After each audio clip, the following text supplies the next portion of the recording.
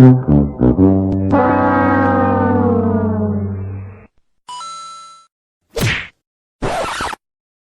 ரேஷ்மா?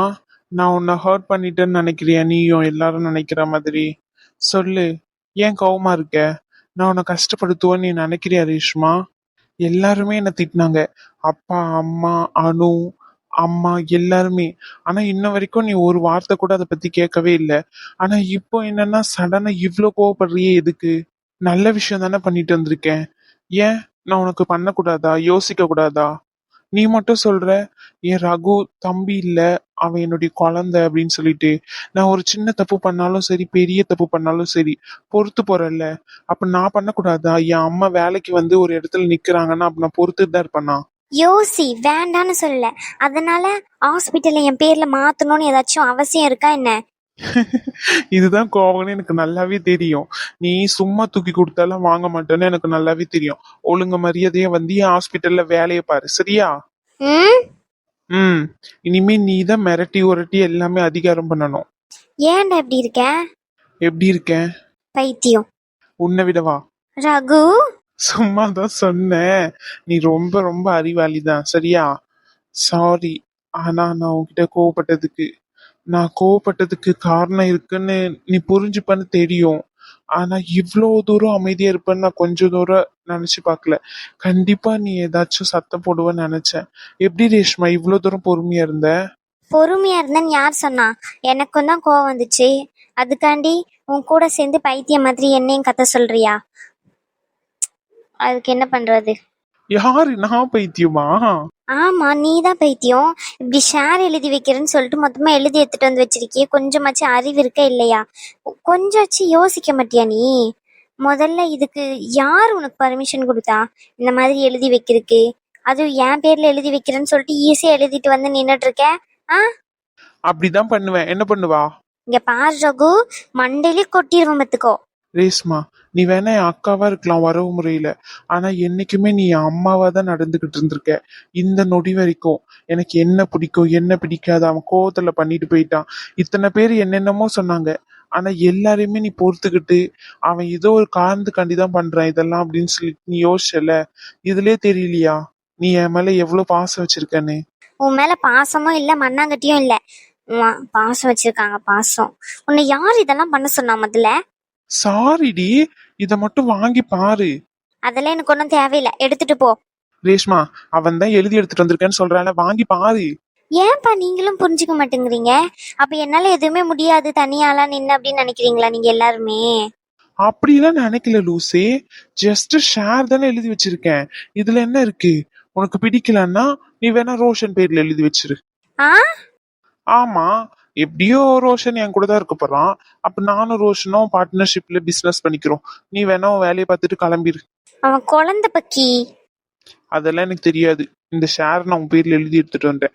இப்ப வாங்கிப்பிய மாட்டியா? ஓவரா தாண்டி பண்ற. என்ன நினைச்சுக்கிட்டு இருக்க உன் மனசுல? உன்கிட்ட வந்து கெஞ்சணும்னு நினைக்கிறியா? எழுதி வச்சுட்டேன், அவ்வளவுதான். நீதான் ஓனர். தந்து தொலை. இந்த வீட்டுல இவங்களுக்கு மட்டும் பிரச்சனை வர மாதிரி வருது, ஆனா உடனே போயிருது. கொடுக்குறேன், திருப்பி நல்லா பெரிய அடியா கொடுக்குறேன்.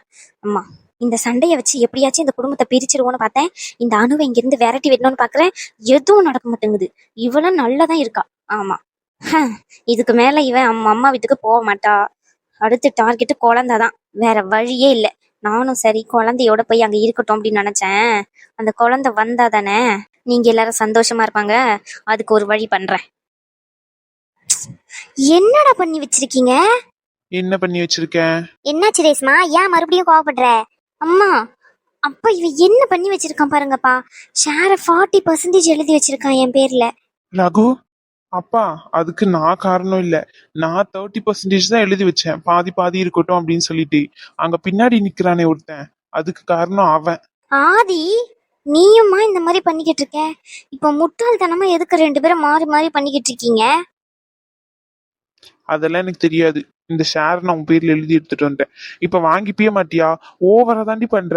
என்ன நினைச்சுக்கிட்டு இருக்க உன் மனசுல? உன்கிட்ட வந்து கெஞ்சணும்னு நினைக்கிறியா? எழுதி வச்சுட்டேன், அவ்வளவுதான். நீதான் ஓனர். தந்து தொலை. ஏன்க்கா நான்லாம் உங்களுக்கு எழுதி கொடுக்க கூடாதா? வாய்க்கு வாய்க்கு சொல்வீங்க தம்பி தம்பின்னு சொல்லி. உங்க தம்பி எழுதி கொடுத்தா மட்டும் 5 நிமிஷம் சண்டை போட்டுட்டு வாங்கிக்கிட்டீங்க. என்ன மட்டும் ஏன் எழுதி வச்சேன்னு கேக்குறீங்க? அப்ப என்ன வேற ஆள தானே பாத்திருக்கீங்க இத்தனை நாளா? சரிக்கா, ஓகே. இத்தனை நாள் வரைக்கும் தெரியலப்பா எனக்கு. ஆனா நீங்க இன்னைக்கு பண்ண பெரிய விஷயம். அது எவ்வளவு பெரிய விஷயம். அது உங்க பசங்களுக்காண்டி கூட யோசிக்காம, இத்தனைக்கும் ரேஷ்மாக்காக்கு லைஃபே போயிட்டு அவங்களுக்கும் தரணும் அப்படி இப்படின்னு எதுவுமே யோசிக்காம 15 லட்சத்தை ஆதிக்கு தேவையா கூடு அப்படின்னு சொல்லிட்டு ஈஸியா தூக்கி கொடுத்தீங்களே. இந்த மனசு யாருக்கு வரும்? அதனாலதான் என்னுடைய 10% ஷேர் மட்டும் தான் எழுதி கொடுத்தேன், வேற எதுவுமே இல்ல. ஆனா ரகு, ஷேர் நீங்க எழுதி வச்சதெல்லாம் சரிதான். ஆனா நீங்க 2 பேரும் இவ்வளவு கஷ்டப்பட்டு உருவாக்குனத என் பேர்ல சீக்கிரமா எழுதி கொடுத்துட்டீங்க.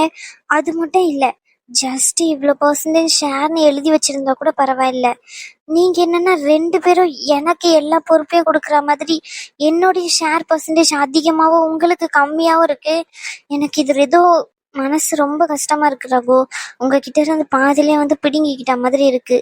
வேண்டாம், சொல்றது கேளுங்க. அந்த 10% நீங்க 2 பேரும் 5-5 பிரிச்சுக்கிட்டீங்கன்னா 35-35ன்னு இருக்கும்ல. ம். சரி, இப்ப 35-35 மாத்திக்கிட்டு இப்ப நாங்க என்ன பண்ண போறோம்?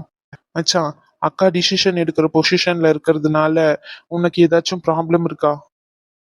டேய், அப்படி நான் யோசிச்சிருந்தா அந்த 10% கூட எழுதி கொடுத்துருக்க மாட்டேன்டா. முதல்ல அக்கா தான் முக்கியம் நினைச்சதுனாலதான் நான் 10% ஷேர் எழுதி கொடுத்துருக்கேன். எனக்கு அதுல எந்த ஒரு பிரச்சனையும் இல்ல. கேட்டியா? இப்போ ஓகேவா? ம். இங்க பாரு ரேஷ்மா, நீ என்னுடைய அக்கா மட்டும் இல்ல, அம்மாவும். இத சத்தியமா சொல்றேன், வாய் வார்த்தைக்காண்டி மட்டும் சொல்லல, என் மனசுல இருந்து சொல்றேன். ரகு, பாட்டி இவ்வளவு பாரு, சின்ன பிள்ளை மாதிரி அழுதுகிட்டே இருக்கா. போட லூசி. எதுக்கு அழுகுற? அழுகாத. என் 2 பிள்ளைங்களையும் பார்க்கும்போது எனக்கே திருஷ்டி சுத்தி போடணும் போல இருக்கு. என் 2 பிள்ளைங்களையும் நான் தங்கமா வளர்த்திருக்கேன். ஆ, என்னம்மா ஆன்ற? அப்ப நாங்க 2 பேரும் நல்ல பசங்க இல்லையா? அப்படி சொல்லல ரகு. இவ சொல்றத நீ நம்பாத. ஏமா அப்படி சொல்றீங்க? இவ்வளவு நேரம் உன் பையன் சொல்லி என்கிட்ட சண்டை போட்டுக்கிட்டு இருந்தாரு. உன் பையன் நீ வளர்த்து வச்சிருக்க வளர்ப்ப பாரு அப்படி இப்படின்னு சொல்லிட்டு, இப்ப என்னன்னா இப்ப என் பையன் அப்படின்னு சொல்லிக்கிறாரு. உங்களெல்லாம் அவ்வளவுதான் சொல்லிட்டேன். சிரிக்காத பட்டி. உன் மேல நான் செம்ம கோவமா இருக்கேன். என் மேல அப்பா கோவப்பட்டது கூட நான் தாங்கிக்கிட்டேன். அவரு சரி அப்படிதான் சின்ன வயசுல இருந்து நான் என்ன பண்ணாலும் நம்ப மாட்டாரு அப்படின்னு எனக்கு தெரியும். ஆனா இத்தனை நாள் நீ எனக்கு சப்போர்ட் பண்ற மாதிரி சப்போர்ட் பண்ணிட்டு ரேஷ்மா ஒரு வார்த்தை சொன்ன முடிய உடனே என்ன சண்டைக்கு வந்த நீ என்கிட்ட? என் பேரன் சொன்னது எல்லாமே பொய், அப்படிதானே? ரகு, அப்படி இல்லையா? நம்ம பேசும்போது பேசுற வார்த்தையை பார்த்து பேசணும். அப்படி என்ன நான் பேசிட்டேன்? இங்க பாரு ரகு, அந்த இடத்துல நீ அப்படி ரேஷ்மா கிட்ட பேசிருக்கே கூடாது இல்ல. அவளுக்கு எவ்வளவு கஷ்டமா இருந்திருக்கும். இங்க பாரு, நம்ம பேசுற வார்த்தை ஒரு மனுஷனை தாழ்த்தும், ஒரு மனுஷனை உயர்த்தும். அதுவும் இல்லாம ஒரு மனுஷனை கொன்னே போடும். அவ்வளவு வார்த்தைக்கு வலிமை இருக்கு. நம்ம எந்த வார்த்தையை பேசும்போதும் பார்த்து நிதானமா பேசணும். நிதானம் இல்லாம ஒரு வார்த்தையை விட்டுட்டோம்னு வச்சுக்கோ, அது எந்த சூழ்நிலையும் திருப்பி எடுக்கவே முடியாது. சாரி பாட்டி, அந்த சுச்சுவேஷன்ல நான் என்ன பேசுறேன்னு எனக்கே தெரியல. என்ன அறியாம நான் நிறைய விஷயம் பேசிட்டேன். அந்த கோவம் தான்யா, மத்தபடி எனக்கு எந்த கோவமும் இல்லை உன்கிட்ட. கோவம் இருக்கிறதுன்னு சொன்னது எனக்கு, உனக்குன்னு சொல்லல பாட்டி. அட போல கூறு கட்டவனே, இவனுக்கு வேற வேலையே இல்லை. எப்ப பார்த்தாலும் எதையாச்சும் சொல்லி இழுத்துக்கிட்டு இருப்பான். ரேஷ்மா, படுத்து தூங்குமா சரியா? நேரம் என்ன ஆகுது? படுத்து தூங்குவோம் வாங்க எல்லாரும். அப்ப மறந்துட்டேனே. நாளைக்கு நம்ம ஹாஸ்பிட்டல்ல வேலை செய்யறல ஜெனிஃபர், அவளுக்கு என்கேஜ்மெண்ட். என்ன ரகு சொல்ற? ஆமாப்பா, அவளுக்கு என்கேஜ்மெண்ட். அதனால ஃபேமிலியை இன்வைட் பண்ணிருக்கா. அவளுக்கு யாருமே இல்லைன்றதுனால நம்ம எல்லாருமே போவோம். என்ன நினைக்கிறீங்க? நான்லாம் எதுக்கியா ரகு அங்க? வாங்க பாட்டி, அவளுக்குன்னு யாருமே இல்ல. நம்ம எல்லாரும் போய் நின்னோன்னு வச்சுக்கோங்களேன், அவ சந்தோஷப்படுவா. அதனாலதான் சொல்றேன். சரி ரகு, போயிட்டு வருவோம். இதுல என்ன இருக்கு? சரிங்கம்மா. அப்ப மார்னிங் கிளம்பிடுங்க. அவ 2 o'clock தான் சொன்னா. நம்ம மார்னிங் ஒரு இடத்துக்கு போயிட்டு அதுக்கப்புறமா 2 o'clock அங்க போய்க்கலாம். அப்படி எங்க போறோம் ரகு? ஒரு முக்கியமான வேலை ஒண்ணு இருக்குமா, அது முடிச்சுட்டு அப்படியே போயிடுவோம். சரி ரகு. சரி வாதா சைனி, போய் படுப்போம். ஏன் அனு, எல்லாரும் எதேதோ பேசிக்கிட்டே இருந்தாங்க, நீ மட்டும் அமைதியா பாத்துக்கிட்டே இருக்க? என்ன பேசணும் உங்ககிட்ட? ஏன் கிட்ட கூட ஒரு வார்த்தை சொல்லவே இல்லக்கா. நேத்து வரைக்கும் கேக்குறேன், என்ன ஏன் இப்படி எல்லாம் பேசுறீங்க அப்படின்னு சொல்லிட்டு எதுவுமே சொல்லவே இல்லை தெரியுமா இவங்க. நீ சரியான வளருவாய் அனு, வளரி வச்சிருவேன். அதனாலதான் நான் சொல்லவே இல்லை. ஐயோ சாரி, உண்மையை சொல்லிட்டேன். நீ வேற சிரிச்சு அவளை வெறுப்பேத்தாத. அமைதியே இரு ரேஷ்மா. யார் ரேஷ்மா இப்படி பண்ற? சரிக்கா, எனக்கு தூக்கம் வருது, நானும் போறேன். என்ன ரகு, உன் பொண்டாட்டி ரொம்ப வீராப்பா பரா மாதிரி இருக்கு. நீ வேற இப்ப போயிட்டு நான் சமாதானப்படுத்தணும். ஏன்டி இப்படி பண்ற? அவளை வேணும்னே வெறுப்பேத்தணும் பண்ணுவியா? இல்ல ரகு, பாவம் தான் அனு. நீ போனதுக்கு அப்புறம் எல்லாருமே அணுவை தான் டார்கெட் பண்ணாங்க. அணுவால தான் நீ இப்படியெல்லாம் பேசுறேன்னு சொல்லிட்டு. ஆனா எல்லாத்தையுமே அவன் நல்லபடியா ஹேண்டில் பண்ணா தெரியுமா? என்ன சொல்ற? உண்மையாவா? அப்ப எல்லாரும் பேசி அவளை அள வச்சிட்டீங்க அப்படிதானே? அப்படியெல்லாம் ஒண்ணுமே இல்லை. அப்பா பேசினாரு, பாட்டியும் பேசினாங்க. அதுக்கப்புறம் அப்பாக்கும் பாட்டிக்கும் எடுத்து சொன்ன உடனே அவகிட்ட போய் மன்னிப்பு கேட்டாங்க. ஆனா அவ அதுக்காண்டி ஃபீல் பண்ணவே இல்லை. அந்த விஷயத்துல அவ ரொம்ப ஸ்ட்ராங்கா இருந்தா. அப்பாவே எதிர்த்து பேசினா தெரியுமா? என்னடி சொல்ற? அப்பாவே எதிர்த்து பேசினாளா? ஆமா. அவர் ஏன் இப்படி நடந்துக்கிறாருன்னு எனக்கு எதுவுமே தெரியாது. அதுக்கான காரணம் நானும் இல்ல. நீங்க தேவையில்லாம என் மேல பழி போடாதீங்கன்னு ரொம்ப போல்டாவே பேசினா. பரவாயில்லையே, என் பொண்டாட்டி தேறிட்டா போலியே. ஆமா. சரி, ஓகே, நீயும் கிளம்பிடு. ம். சரி ரகு. சொல்ல மறந்துட்டனே, ஜெனிஃபரோட மாப்பிள்ளை யார் தெரியுமா? யாரு? வேற யாரு? அது அந்த கார்த்தி தான். என்ன சொல்ற? வெளியே வந்ததே அதுக்காண்டியா? மேபி இருக்கலாம், அதுக்காண்டி கூட இருக்கலாம். அவங்க அப்பா ஏன் இவ்வளவு அவசரப்படுறாருன்னு தெரியல. ஒருவேளை இவனா கல்யாணம் பண்ணிக்கணும்னு கேட்டானா, லவ் பண்ணி? ஏன்னு தெரியல. அந்த அளவுக்குலாம் அவங்க குடும்பம் வசதியும் இல்ல. நம்மளை விட ஓரளவுக்கு கம்மியான வசதி தான். பட் இருந்தாலும் அந்த பொண்ணை ஏன் கல்யாணம் பண்றாங்கன்னு தான் தெரிய மாட்டேங்குது. இவன் பேரு இந்த ஆர்கே பில்டர்ஸ். நான் கேள்விப்பட்ட வரைக்கும் அவங்க ஃபேமிலி எல்லாமே ஹிந்து. ஆனா ஜெனிஃபர் எல்லாமே கிறிஸ்டின். ஏன் மதம் மாதிரி கல்யாணம் பண்றாங்க? ஏதாச்சும் உள்காரணம் எதனா இருக்குமா? என்ன ஏதுன்னு எனக்கு ஒண்ணுமே புரிய மாட்டேங்குது. என்ன ரகு, அந்த பொண்ணுக்கு அம்மா வர இல்ல? ம் அதுவும் இல்லாம அந்த பொண்ணுக்கு இந்த கல்யாணத்துல விருப்பமே இல்ல. என்னடா சொல்ற? விருப்பம் இல்லாத கல்யாணத்தையே பண்ண வைக்க பாக்குறாங்க? ஆமாடி, விருப்பமே இல்ல. நம்ம ஹாஸ்பிட்டல்ல அணுகிட்ட ஒருத்தன் பிரச்சனை பண்ணிக்கிட்டு இருந்தால, ஒருத்தன், தெரியுமா? எனக்கு நீ சொல்ற பர்சன் ஞாபகம் வருது. பட் ஆனா எனக்கு ஃபுல்லா ஞாபகம் இல்லை. சரி சொல்லு, என்னாச்சு அந்த பர்சனுக்கு என்ன? அவனைதான் இவ லவ் பண்றா. அவனையா? அவன் ஏற்கனவே கெட்டவன் தானே? அணு விஷயத்துல அப்படிதான் இருந்தான். பட் ஆனா அவன் திருந்திதான் இருக்கான் இப்போ. இவ கல்யாணம் பண்ணிக்கணும்னு கேட்டிருப்பான் போல, அவன் அவாய்ட் பண்ணிருக்கான். இப்ப அவன் போய் கேட்கும் போது இவ அவாய்ட் பண்றா. இந்த பொண்ணுங்க ஏன் தான் இப்படி இருக்கீங்கன்னே தெரிய மாட்டேங்குது. பிடிச்சிருச்சுன்னா பிடிச்சிட்டுன்னு ஒரு விஷயத்துல ஸ்ட்ராங்கா நில்லுங்களேன். ஏன் நாங்களே பின்னாடி வரணும்னு நினைக்கிறீங்க? ரகு, நீங்க இந்த ஒரு சின்ன விஷயத்துக்கு கூட எங்க பின்னாடி வர மாட்டீங்க அப்படின்னா அப்புறம் லைஃப் லாங் எப்படி நாங்க பண்ற எல்லா விஷயத்துலயும் நீங்க பின்னாடி இருப்பீங்கன்னு நாங்க நம்புறது? பொண்ணுங்க இந்த மாதிரி பண்றதெல்லாம் ஒரு சின்ன சின்ன டெஸ்ட் மட்டும்தான். அதுல நீங்க பாஸ் ஆயிட்டீங்கன்னா அவங்க கல்யாணம் பண்ணிப்பாங்க. போயிட்டு சொல்லு அந்த பையனுக்கு. போயிட்டு விட்டுறாம இருக்காம கிட்டியமா பிடிச்சிக்க சொல்லு. அவ ரொம்ப நல்ல பொண்ணு. அவனுக்கும் பிடிச்சிருக்கு. போய் நிறைய பேசி பார்த்துட்டான். இவதான் ஓவரா பண்றா. அதான் நாளைக்கு என்கேஜ்மெண்ட் ஏதாச்சும் பண்ண முடியுமான்னு பார்க்கணும். அப்படி இல்லைன்னா கல்யாணத்தை தான் ஸ்டாப் பண்ண முடியுமான்னு பார்க்கணும். டேய், அவ்வளோ மிரட்டிட்டு போயிட்டாங்கன்னு சொல்லிட்டு போனேன். இப்ப என்னன்னா கல்யாணத்தை நிறுத்தணும், திரும்பியும் பிரச்சனைல இறங்குறேன்னு சொல்ற? லூசா நீ? அதுக்காண்டி ஒரு பொண்ணோட வாழ்க்கைய அழிய போகுதுன்னு தெரிஞ்சும் அழிக்க முடியுமா? அந்த இடத்துல நீ அப்படி இல்லைன்னா ஆதியோட தங்கச்சி யாராச்சும் இருந்தாங்கன்னா நான் விட்டுருவேனா சொல்லு? அதுக்காண்டி அவனுங்க கிட்ட போயிட்டு மறுபடியும் மறுபடியும் பிரச்சனை பண்ண போறியா? பிரச்சனை எல்லாம் பண்ண போறது இல்ல. ஜஸ்ட் கல்யாணத்தை மட்டும் தான் நிறுத்த போறோம், நானும் ஆதியும் சேர்ந்து. ரெண்டு பேரும் சும்மாவே இருக்க மாட்டீங்களாடா? வந்தா மலை, போனா பாத்துக்கலாம். ஏன்டா இப்படி பண்றீங்க? இங்க பாரு, இன்கேஸ் இந்த பிரச்சனையில ஏதாச்சும் எங்களுக்கு ப்ராப்ளம் ஆயிட்டா கூட, புரியுதுன்னு நினைக்கிறேன். இன்கேஸ் எதனா விபரீதமா நடந்துட்டா கூட ஃபேமிலி நீ தான் பாத்துக்கணும். ம் ரகு, வீணா பிரச்சனையில இறங்காத ரகு. இதுல இவ்ளோ ரிஸ்க் இருக்குன்னு தெரிஞ்சும் இந்த பிரச்சனையில உன்னை இறக்கறதுக்கு எனக்கு விருப்பமே இல்லை. தயவு செஞ்சு இதுல இருந்து ஒதுங்கிரு. அது எப்படி ரேஷ்மா, எல்லா பொண்ணுங்களும் ஒரே மாதிரி யோசிக்கிறீங்க? தனக்கு வந்தா மட்டும் அது பிரச்சனை, மத்த பொண்ணுக்கு போனா மட்டும் அது பிரச்சனை இல்லைன்னு நினைக்கிறீங்க? அவளும் ஒரு பொண்ணு தானே. இப்பதான் நீ சொன்ன அப்பா அம்மா இல்லாத பொண்ணுன்னு சொல்லிட்டு. நம்ம கூட இவ்வளவு நாள் பழகி இருக்கா. லிட்ரலி ஒரு 5-6 வருஷம் நம்ம ஹாஸ்பிட்டல்ல வேலை செஞ்சிருக்கா.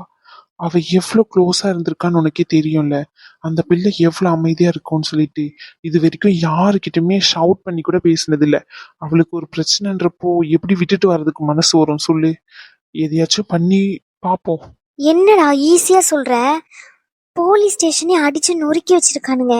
அவனுங்க கூட போயிட்டு பிரச்சனை பண்ண போறேன்னு அசால்ட்டா பேசிக்கிட்டு இருக்க. அதெல்லாம் ஒண்ணே இல்ல, சரியா?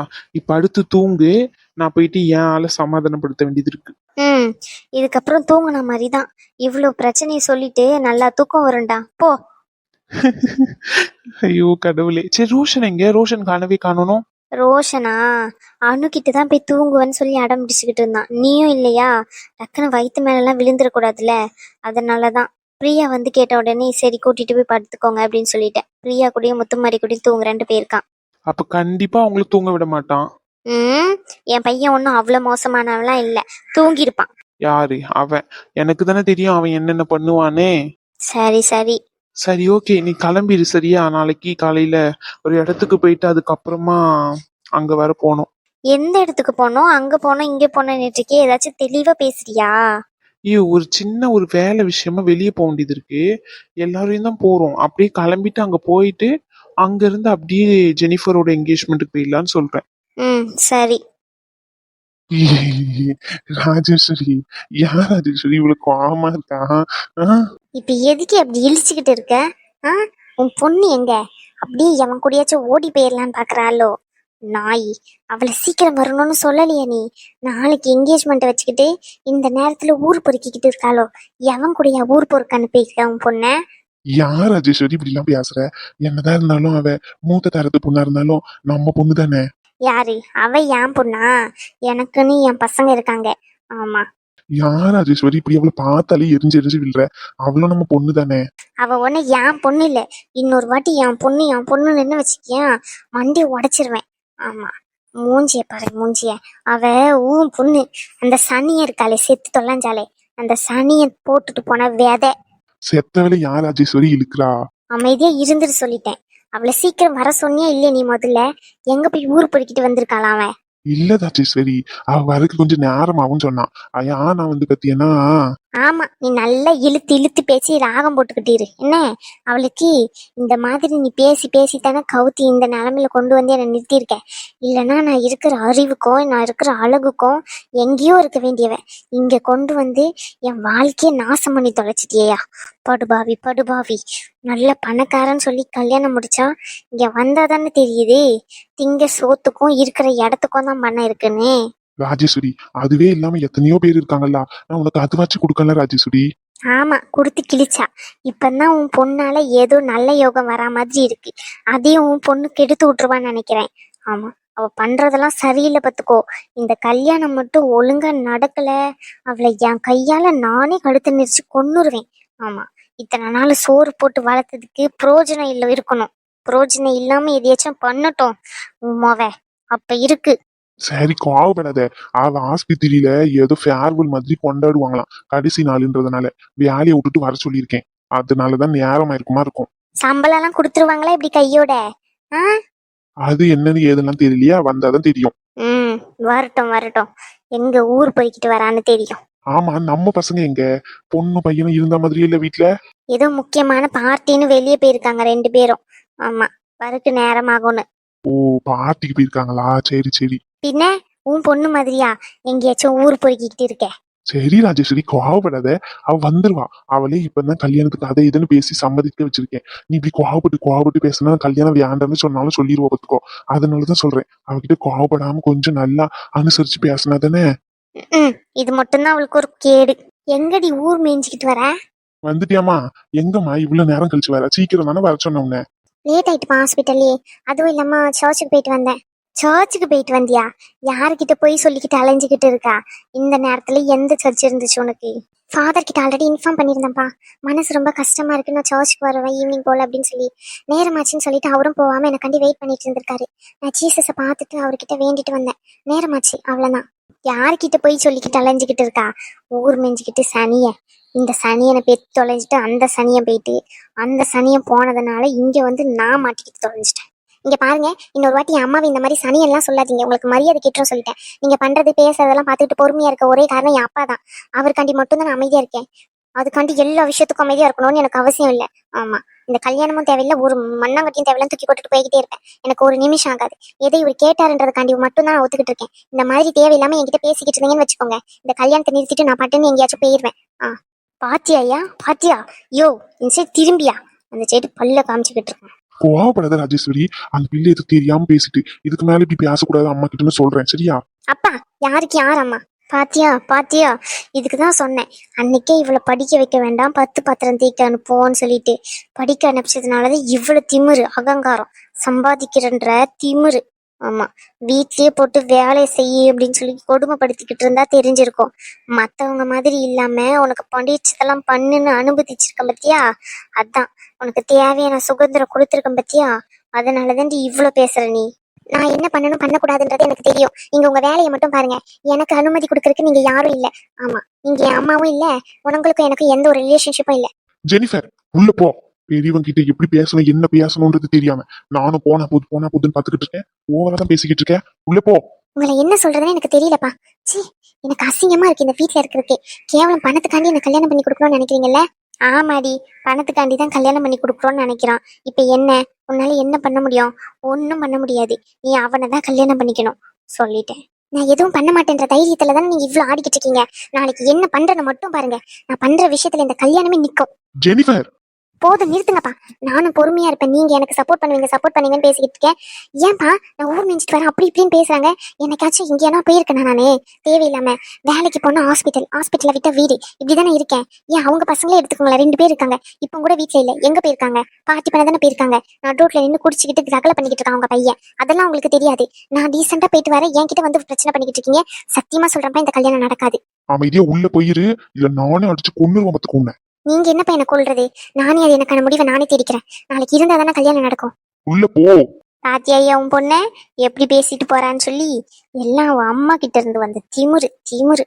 ஆமா, 2 சனியனும் என் வாழ்க்கையை அழிக்கணும்னே வந்திருக்குங்க. அதான் போயிட்டால ராஜேஸ்வரி, கோவப்படாத ராஜேஸ்வரி. போ, போய் நீயும் பாடு. ஆமா, என்னையே ஏதாச்சும் சொல்லி வாயை மூடவை. அவளை எதையும் சொல்லிடாத. சரி போ ராஜேஸ்வரி. எல்லாருக்கும் வணக்கம் சொந்தங்களே. நிறைய பேர் உடம்பு நல்லா இருக்கான்னு கேட்டிருந்தீங்க. ரொம்பவே நல்லா இருக்கு, இப்போ பரவாயில்லை. சுனிதான்ற ஐடியிலேருந்து அவங்க பாப்பாவுக்கு சௌமியா குட்டிக்கு இன்றைக்கி பர்த்டேன்னு விஷ் பண்ண சொன்னாங்க. ஹாப்பி பர்த்டே சௌமியா குட்டி.